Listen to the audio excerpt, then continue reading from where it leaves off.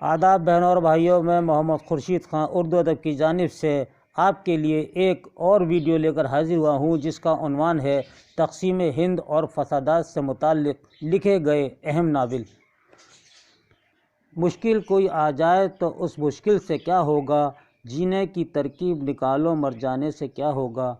یہ شعر ہمیں فاطمہ خان نے بھیجا ہے، اور اس شعر کو ہم نے اس لیے ویڈیو میں شامل کیا ہے کہ یہ ہماری ویڈیو کو بڑی پابندی سے دیکھتی ہیں اور سنتی ہیں اور اس سے استفادہ حاصل کرتی ہیں۔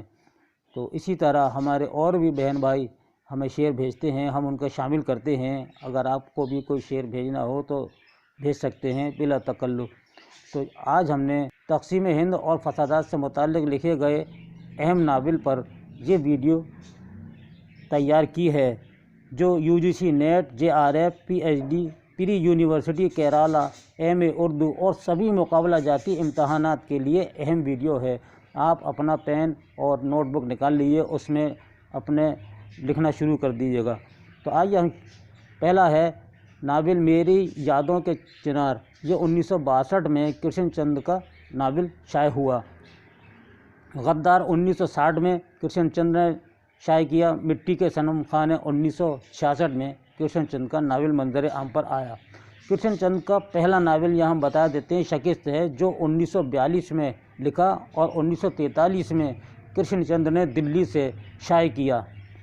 اور انسان مر گیا، یہ رامانند ساگر کا مشہور ناول ہے، جو 1947 کے واقعات پر مبنی ہے۔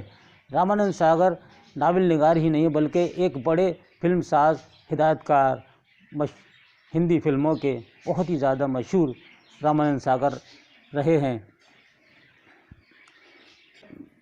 میرے بھی صنم خانے، یہ قرۃ العین حیدر کا مشہور ناول ہے، جو 1949 میں پہلا ناول حیدر نے لکھا۔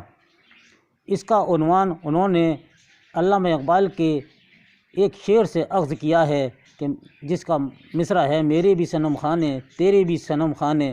تو آپ نے یہی عنوان رکھا ہے، میرے بھی صنم خانے۔ انہوں نے جتنے بھی ناول لکھے ہیں وہ کسی نہ کسی شاعر کے شعر سے اخذ کیے ہیں۔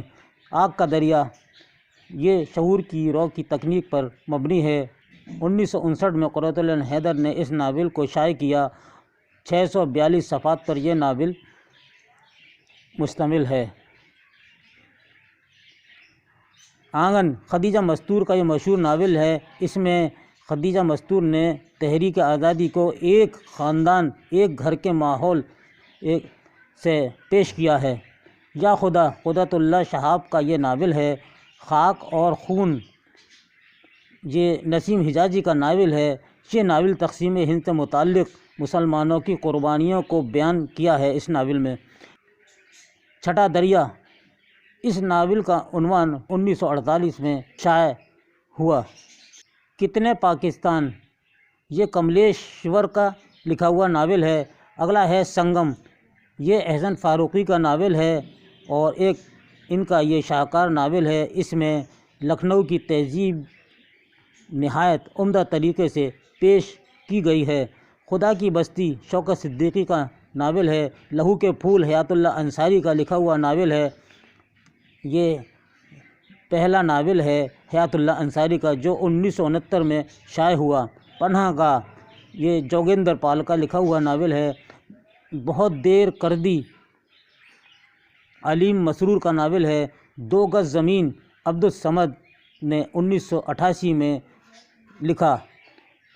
شوکت صدیقی کا ناول خدا کی بستی کراچی کے پس منظر میں لکھا گیا ہے۔ اس میں نچلے طبقے اور جرائم پیشہ افراد کی زندگی اور ان کی سرگرمیوں کو بڑی تفصیل اور چابک دستی کے ساتھ پیش کیا گیا ہے۔ تو دوستو، یہ تھا ہمارا آج کا آپ کے لیے خصوصی ویڈیو، تقسیم ہند اور فسادات سے متعلق لکھے گئے اہم ناول۔ تو آپ کو یہ ویڈیو کیسا لگا، اپنے تاثرات سے ہمیں ضرور نوازیے گا، اور اپنے خیالات جو بھی ہو، آپ کی رائے ہو، مفید مشوروں سے مطلع فرمائیں۔ اس کے ساتھ ہی ہمیں اجازت دیجیے۔ اللہ حافظ۔